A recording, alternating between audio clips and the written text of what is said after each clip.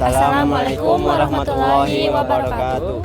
Perkenalkan, kami mahasiswa Universitas Majalengka, Fakultas Ekonomika dan Bisnis, Prodi Manajemen, kelas 2C, semester 2, kelompok 1.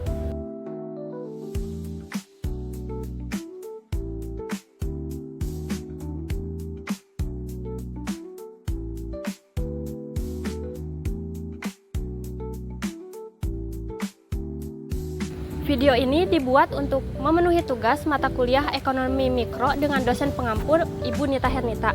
Materi yang akan kami sampaikan mengenai pasar monopoli. Sebelum masuk ke materi, izinkan kami memperkenalkan diri terlebih dahulu.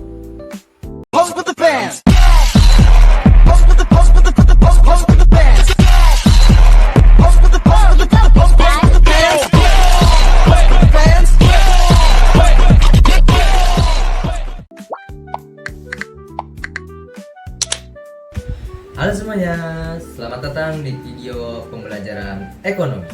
Kali ini kita akan membahas salah satu video struktur pasar yang penting, yaitu pasar monopoli.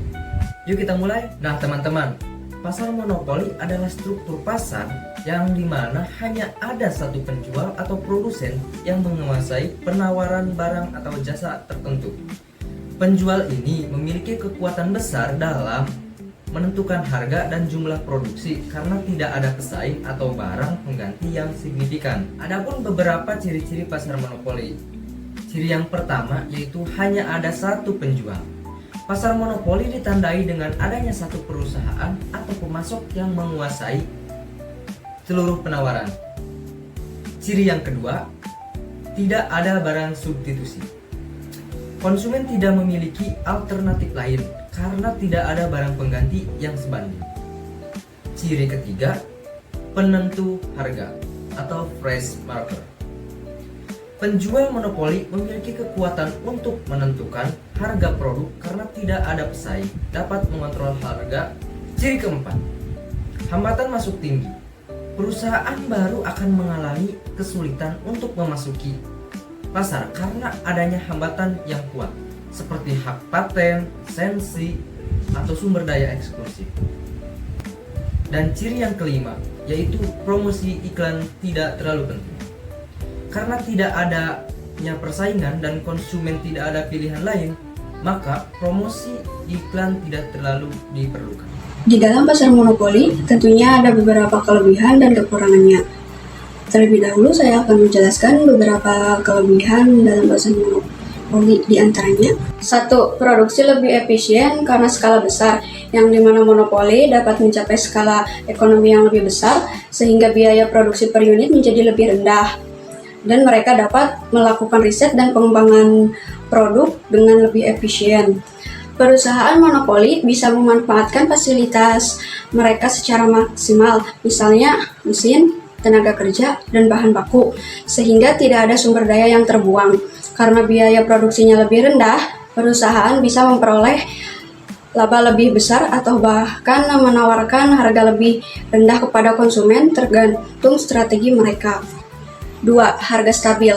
Karena tidak adanya persaingan dalam pasar monopoli ini, produsen monopoli dapat menetapkan harga yang stabil, yang memberikan kepastian bagi konsumen dan produsen. Hal ini memberikan kepastian harga bagi konsumen itu, terutama untuk barang atau jasa yang sangat dibutuhkan, misalnya air bersih atau listrik. Produsen juga mendapatkan kepastian pendapatan karena mereka bisa memproyeksikan penjualan dengan lebih akurat. 3. Perusahaan punya dana untuk riset dan pengembangan, yang dimana perusahaan dapat memiliki sumber daya yang lebih besar untuk melakukan investasi dalam riset dan pengembangan karena mereka tidak perlu bersaing dengan perusahaan lain. Perusahaan monopoli bisa fokus pada peningkatan kualitas produk tanpa takut kehilangan pasar. Keuntungan besar dan stabil membuat mereka mampu berinvestasi dalam inovasi dan pengembangan teknologi. Selanjutnya, ada juga beberapa kekurangan dalam pasar monopoli, di antaranya 1. Konsumen tidak punya pilihan, yang dimana konsumen memiliki sedikit atau tidak ada pilihan lain dalam membeli produk atau jasa yang sama, sehingga mereka harus membayar harga yang lebih tinggi.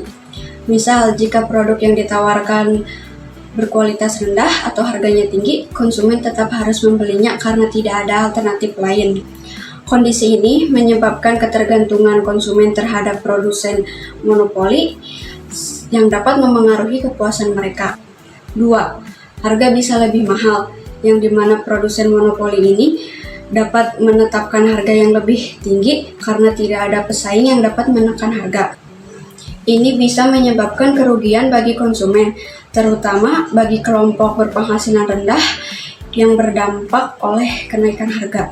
Dan yang ketiga, inovasi bisa lambat karena produsen monopoli tidak memiliki insentif untuk berinovasi atau meningkatkan kualitas produk karena tidak ada tekanan dari para pesaing. Hal ini juga dapat merugikan konsumen dalam jangka panjang karena mereka tidak mendapatkan produk terbaik dengan harga terbaik.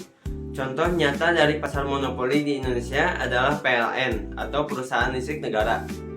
PLN satu-satunya perusahaan yang menyediakan listrik bagi masyarakat secara nasional. Karena itu, PLN termasuk pelaku monopoli yang diatur oleh pemerintah. Selanjutnya yaitu tujuan pasar monopoli. Tujuan utama dari pasar monopoli adalah memaksimalkan keuntungan bagi satu penjual atau produsen dengan menguasai seluruh pasar dan menetapkan harga yang tinggi.